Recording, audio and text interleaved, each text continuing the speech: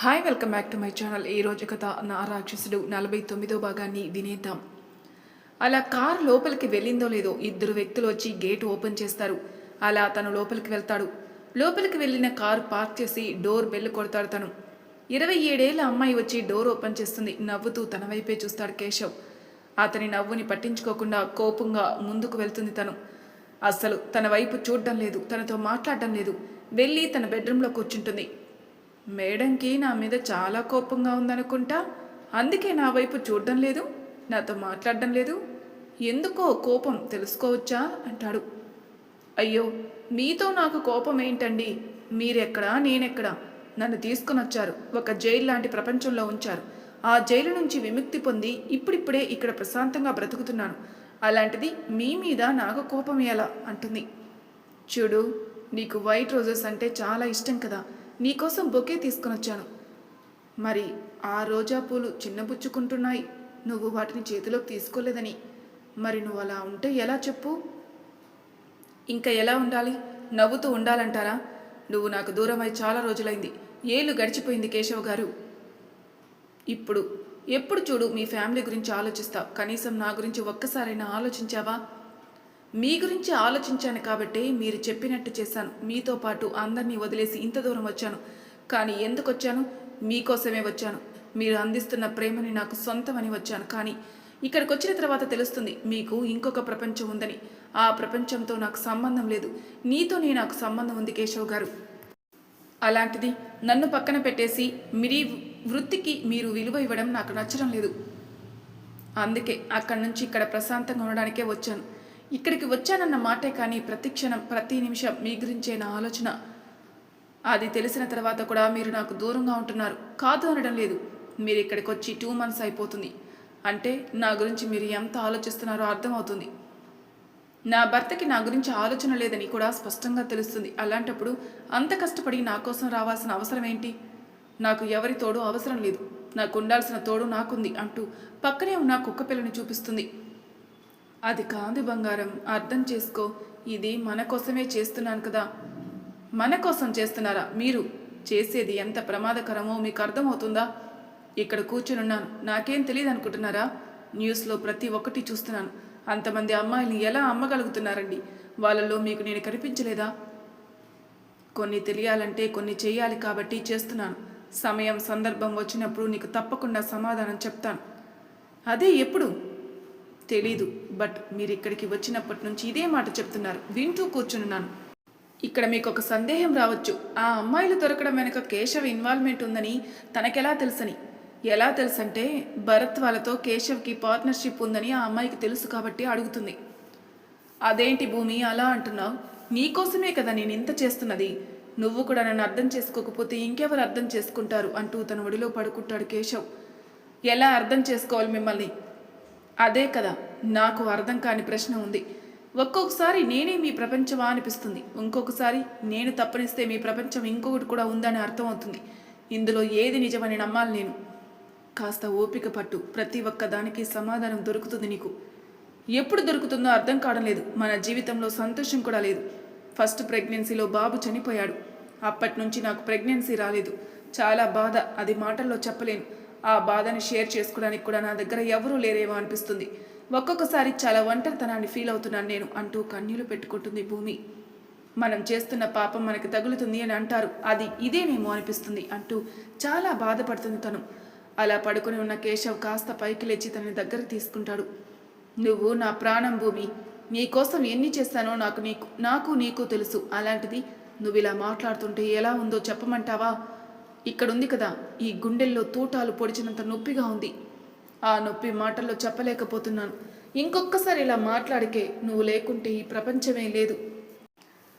మీ అన్నయ్యకి కూడా తెలియదు ఈ విషయం. నువ్వు అందరి దృష్టిలో చనిపోయావు, కానీ నువ్వు నాతో ఉండడానికి వచ్చావని ఎవరికీ తెలీదు. నీ అమ్మ నాన్న అన్నయ్య ప్రేమ నేను చూపించలేకపోతున్నానా? వాళ్ళందరినీ గుర్తు చేసుకోకుండా నేను చూసుకోవాలి అనుకున్నాను, బట్ కొన్ని కారణాల వల్ల కుదరడం లేదు. నీ అన్నయ్యకి ఏమీ చాలా హ్యాపీగా ఉన్నాడు, పెళ్లి చేసుకున్నాడు, భార్యతో సంతోషంగా ఉన్నాడు. నువ్వు మీ ఇంట్లో వాళ్ళ గురించి దిగులు పడాల్సిన అవసరం లేదు. చిన్నప్పటి నుంచి అన్నయ్య నాకు నువ్వు ఒక చెల్లిగా కాకుండా ఒక అమ్మలా చూసుకున్నాడు. అలాంటి అన్నయ్యని మోసం చేశానేమో అనిపిస్తుంది ఒక్కొక్కసారి. మా ఫ్యామిలీని చూడాలనిపిస్తుంది. ఒకప్పుడు లేదు, ఇప్పుడు నా ఒంటరితనం నన్ను అలా ప్రేరేపిస్తుంది అంటూ తను బాధపడడంతో తనని గుండెలకి హత్తుకుంటాడు. నేనున్నానే నీకు, ఎవరున్నా లేకపోయినా జీవితాంతం నీకు తోడుగా నేనుంటాను. నిన్ను గుండెల్లో పెట్టుకొని చూసుకుంటాను. జస్ట్ కొన్ని నెలలు మాత్రమే, ఆ నెలలు గడిచిపోతే చాలు. మన జీవితం ఎలా ఉంటుందో నువ్వు ఊహించలేవు భూమి. నిన్నొక దేవతలా చూసుకుంటాను అంటూ తన నుదుటి మీద ముద్దు పెట్టుకుని అపురూపంగా చూస్తాడు తనని. ఇంకేంటి, వచ్చిన పని అయిపోయింది కదా, ఎప్పుడు వెళ్తున్నారు? నువ్వు ఇలా ఉంటే వెళ్ళాలి అనిపించట్లేదు, ఇక్కడే ఉండాలనిపిస్తుంది. నిజంగానా అంటూ మెరుస్తున్న కళ్ళతో తన వైపే చూస్తుంది. నిజమే చెప్తున్నాను, 3 days ఉన్న తర్వాత వెళ్తాను. నీకు ఓకే కదా? నేనుండడం నీకు ఇష్టమే కదా అని తను మాట్లాడిన మాటలకి గట్టిగా తనని హత్తుకుని తన బుగ్గ మీద ముద్దు పెడుతుంది. అప్పుడు తనకి కూడా అర్థమవుతుంది తను ఎంత ఒంటరితనాన్ని ఫీల్ అవుతుందో అని. అయితే ఈ 2 months గ్యాప్ మొత్తం ఫిలప్ చేయాలి, ఏమంటావు అంటూ తన చెవులో మాట్లాడుతున్న మాటలకి ముడుచుకుపోతుంది భూమి. ఏమైంది భూమి? నేను మాట్లాడుతుంటే నీ కళ్ళల్లో ఏదో బాధ కనిపిస్తుంది. నేను ఎదురుగా ఉంటే చాలు నీ బాధ మొత్తం మర్చిపోతావు. అలాంటిది నువ్వు దేని గురించి ఆలోచిస్తున్నట్టు? దేని గురించి ఆలోచిస్తున్నానో మీకు తెలీదా? అందరి దృష్టిలో నేను చనిపోయాను, కానీ అన్నయ్య ప్రేమ ఎప్పటికీ మర్చిపోలేనండి. ఒక్కసారైనా అన్నయ్యని చూడాలని మనసు తప్పించిపోతుంది. అమ్మ, నాన్న, నానమ్మ, అన్నయ్య, ఇదే నా ప్రపంచం. మీకు కూడా తెలిసే ఉంటుంది కదా. అలాంటిది అందరికీ దూరంగా ఇక్కడున్నాను. ఒక్కసారైనా వాళ్ళని చూడాలి, వాళ్ళని కలవాలి, వాళ్ళతో మాట్లాడాలని నా మనసు పరితపిస్తుంది. ఆ రోజు త్వరలోనే వస్తుంది. నీకు మాటిస్తున్నాను కదా, తప్పకుండా ఆ రోజు నేను తీసుకుని వస్తాను భూమి. మనకి పాప బాబు పుడితే వాళ్ళ దగ్గరికి తీసుకెళ్ళి వాళ్ళ సంతోషం చూడాలనుకున్నాను. కానీ నవమోసాలు మోసి కన్న బిడ్డ చనిపోయాడు. మళ్ళీ ఆ దేవుడు నన్ను ఒంటరిగా చేసేసాడు అన్న ఫీలింగ్ నాకు వచ్చేసింది. తర్వాత అయినా ప్రెగ్నెన్సీ వస్తుందని ఎదురు చూశాను, కానీ ఆ అవకాశం కూడా లేకుండా పోతుందేమో అని భయం వేస్తుంది. భూమి, నువ్వు ఇలా బాధపడితే ఎలా చెప్పు? మనకి తప్పకుండా పిల్లలు పుడతారు. నువ్వు ఎక్కువగా ఆలోచిస్తున్నావు. పిల్లలు పుడితే ఇలా ఎందుకుంటాను? నేను మీతో కలిసి సంతోషంగా ఉండేదాన్ని కదా. ఇంత దూరం రావాల్సి వచ్చే అవసరమే ఉండేది కాదు. ఆ ఇంటిని చూస్తే కోల్పోయినా ఆ బిడ్డ నాకు గుర్తుకొస్తుంది. అందుకే మీకు దూరంగా ఇక్కడికి వచ్చేస్తాను. మీరు నా గురించి ఆలోచిస్తున్నారు, నేను మీ గురించి ఆలోచిస్తున్నాను. అందుకే నేను ఒక నిర్ణయానికి వచ్చాను. మీరు సంతోషంగా ఇంకొక అమ్మాయిని పెళ్లి చేసుకుని పిల్లా పాపలతో సంతోషంగా ఉండాలని ఆశిస్తున్నాను. ఈ చేయి చూసావా? కొట్టానంటే చంప వాచిపోతుంది. ఇంతవరకు నీ మీద చేయి చేసుకుందే లేదు. ఇదే మొదటిసారి అయిపోతుంది. ఇంకొకసారి పిచ్చి పిచ్చి మాటలు నా దగ్గర మాట్లాడుకు. నువ్వే నా ప్రపంచం. నువ్వు తప్పనిస్తే నీ ప్లేస్లోకి ఇంకొకరికి ఆ స్థానం ఎప్పటికీ ఇవ్వలేను. నేను మొదటిగా ప్రేమించిన అమ్మాయివి నువ్వే. నేను ఆఖరిగా ఇష్టపడే అమ్మాయివి కూడా నువ్వే. మళ్ళీ ఇలాంటి మాటలు మన మధ్య రాకూడదు భూమి. మనకు పిల్లలు పుట్టినా పుట్టకపోయినా సరే నువ్వే నా ప్రపంచం. నీతోనే నా జీవితం కడవరకు. నీతో కలిసి ఉండాలని ఆ భగవంతుని ఎన్నిసార్లు కోరుకుంటానో నీకు తెలుసు. ఏదైనా నాకు జరగరానిది జరిగితే నువ్వు ఒంటరిగా మిగిలిపోవడం నాకు ఇష్టం లేదు అంటూ తను బాధపడడం చూసి తనని గట్టిగా హత్తుకుంటుంది భూమి. అలా అనకండి, పోతే ఇద్దరి ప్రాణాలు ఒకేసారి పోవాలి, అంతే. తప్పనిస్తే మీరు ఒక్కరే వెళ్ళిపోతే నేను అస్సలు బ్రతకలేను అంటూ పెద్దగా ఏడుస్తుంది భూమి.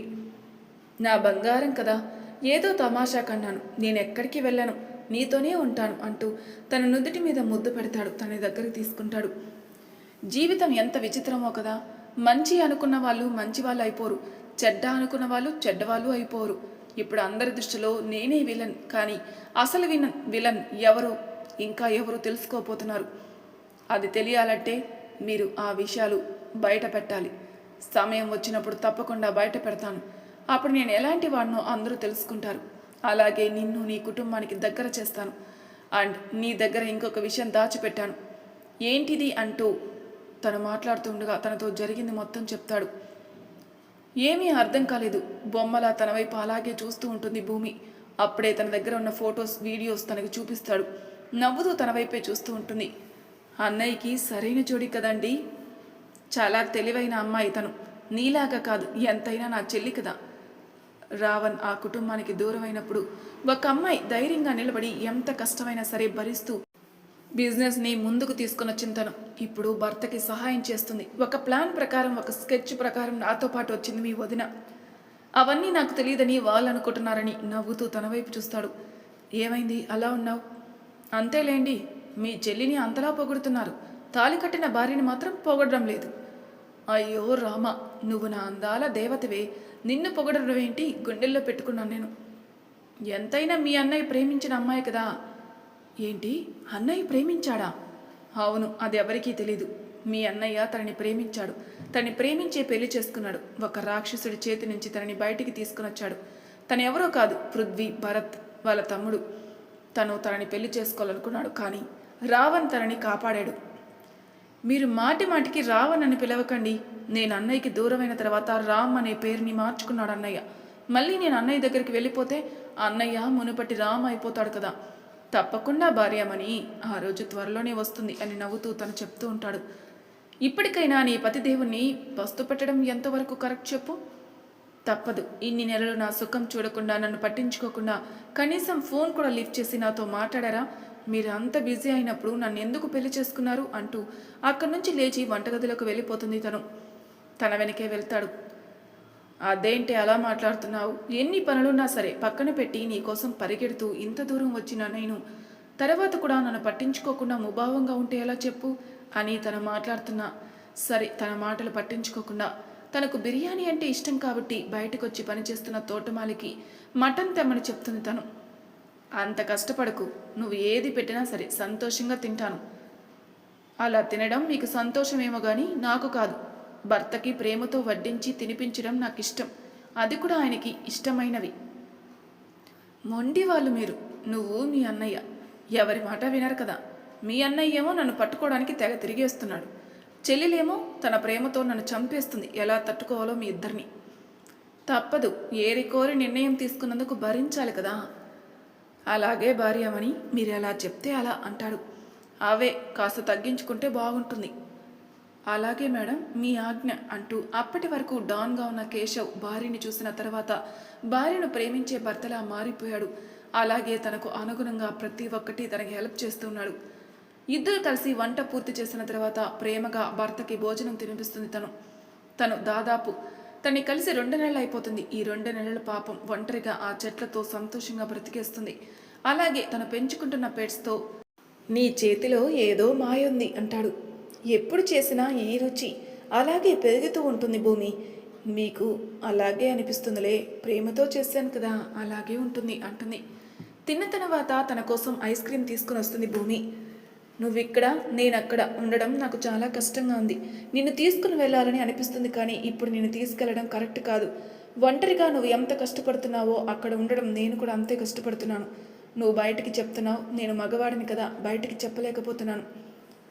భర్త గుండెల్లో గువ్వ పిల్లలా ఒదిగిపోయి భర్త మాట్లాడుతున్న ప్రతి మాట వింటూ సమాధానం చెప్పలేక మౌనంగా ఉంటుంది భూమి.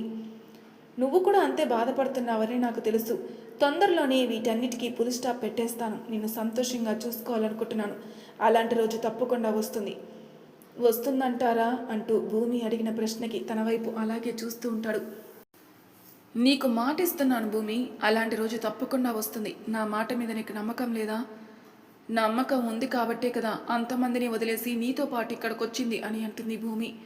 నువ్వు నా ప్రాణం, నువ్వు లేకుంటే నాకు ఊపిరి లేదు. అలాంటిది నిన్ను ఇంకా పరీక్షించడం కూడా చాలా పెద్ద తప్పు. త్వరలోనే అన్ని సమస్యలకి పులి స్టాప్ పెట్టేస్తా. నిన్ను సగర్వంగా మీ ఇంటికి తీసుకుని వెళ్తాను. మీ అన్నయ్య కళ్ళల్లో ఆనందాన్ని స్పష్టంగా చూపిస్తాను. వాడు ఎందుకు నన్ను ఒక పగవాడిగా చూస్తున్నాడో నాకైతే తెలీదు. జీవితం మనకి ఎన్నో పాఠాలు నేర్పిస్తుంది భూమి. అలాంటి పాఠాలు నేను చాలా నేర్చుకున్నాను. భరత్ వాళ్ళ చేతిలో నుంచి నిన్ను బయటికి తీసుకురావడానికి వాళ్ళతో చేతులు కలపాల్సి వచ్చింది. మీ అన్నయ్యకి నేను ప్రేమిస్తున్న విషయం అస్సలు తెలియదు. నేను మేబీ వాడికి విషయం చెప్పుంటే వాడు మన పెళ్లికి ఒప్పుకొని ఉండొచ్చు. మీ నాన్నగారు మాత్రం ఆస్తి అంతస్తు చూసి నిన్ను వాడికిచ్చి పెళ్లి చేయాలనుకున్నారు. ఆ రోజు రామ్తో నేను మాట్లాడడానికి వెళ్ళాను. అప్పటికే వాడు సీతని ప్రేమిస్తున్నాడని నాకు తెలుసు. ఒకవేళ రామ్కి విషయం చెప్పినా తన చేతిలో ఏమీ లేదని కూడా నాకు తెలుసు. ఆ రోజు నేను కూడా సీతను చూస్తూ ఉన్నాను. ఒకవేళ వాడు నేను సీతను ఇష్టపడుతున్నానని అనుకుని ఉండవచ్చు. అక్కడే వాడికి నా మీద ఇంకొక రకమైన ఫీలింగ్ కలిగి ఉంటుంది అనుకుంటా. అప్పుడే నిర్ణయం తీసుకున్నాను, నాకు ఎవరు సహాయం చేయరని. ఒకవేళ రావణ్కి చెప్పి ఉంటే, రావణ్ సహాయం చేసి ఉంటే ఇంత దూరం వచ్చేదే కాదు కదా అనుకోవచ్చు. భరత్ వాళ్ళకి నిన్ను పెళ్లి చేసుకుంటే వాళ్ళు మనల్ని బ్రతకనిస్తారని అనుకుంటున్నావా అని భూమి అడిగిన ప్రశ్నకి భూమి వైపే చూస్తాడు కేశవ్. అందుకే కదా అన్నీ ఆలోచించే కదా నిన్ను ఇక్కడికి తీసుకుని వచ్చాను. ఆ రోజు మనకు సహాయం చేయడానికి ఒక చేయి ముందుకొచ్చింది, అది మా తమ్ముడు కూడా రాలేదు. వాడి దృష్టిలో కూడా నేను ఎలాగో తప్పుడు వ్యక్తి అనుకున్నారు. వాడు ఆ రోజు చూసిన చూపు కూడా నాకు అదే అనిపించింది. వాడికి కూడా విషయం చెప్పకూడదు అనుకున్నాను. నీకు తెలుసు కదా, వాడికి నాకు డిఫరెన్స్ చాలా ఉంది. వాడి మనసులో బాట బయటికి చెప్పేస్తాడు, అందరితో సరదాగా అంటాడు. బట్ నేను అలా ఉండలేను, ఒంటరిగా ఉండేవాడిని. ఒక రకంగా చెప్పాలంటే కేశవ్ రామ్ ఎంత బెస్ట్ ఫ్రెండ్స్ నీకు తెలుసు కదా. అసలు తప్పంతా నీది. మా ఇద్దరి మధ్య శత్రుత్వం రావడానికి కారణం కూడా నువ్వు అంటూ కేశవ్ భూమి వైపు చూస్తాడు. అవును, ఇప్పుడు నువ్వేమైనా అంటావు, తప్పంతా నాదే అంటావు, ఇంకా ఏదైనా అంటావు. నాకు తెలుసు, మొదటిగా ప్రేమిస్తున్న విషయం నేను మీతో చెప్పడమే నేను చేస్తున్న పెద్ద పొరపాటు.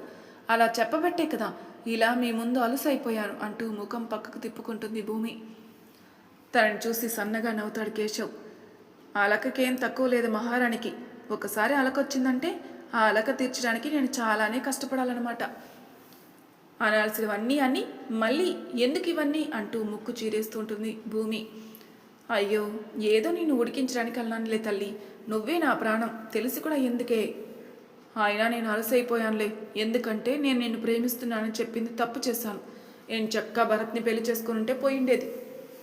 వాడిని పెళ్లి చేసుకోవడానికి ఈ ప్రపోజల్ తీసుకుని వచ్చాడు అని నువ్వు అనుకుంటున్నావా? నిన్న ఒక దుబాయ్ సేట్కి అమ్మేయడానికే ప్లాన్ ప్రకారం స్కెచ్ చేసి ఆ అమ్మాయిని చంపేశారు.